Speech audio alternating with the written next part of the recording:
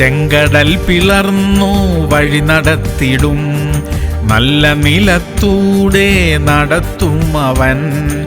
എരിഹോവിൻ കോട്ടയെ തകർക്കും അവൻ, വൈരിയിന്മേൽ ജയം നൽകും അവൻ.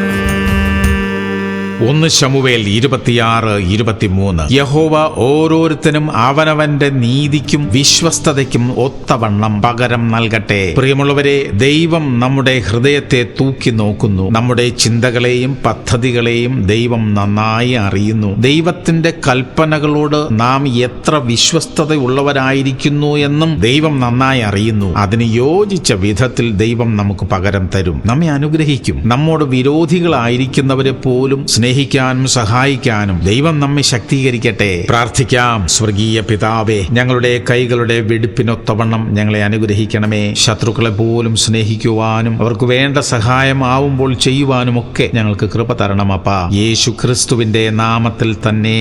ആമേൻ, ആമേൻ, ആമേൻ.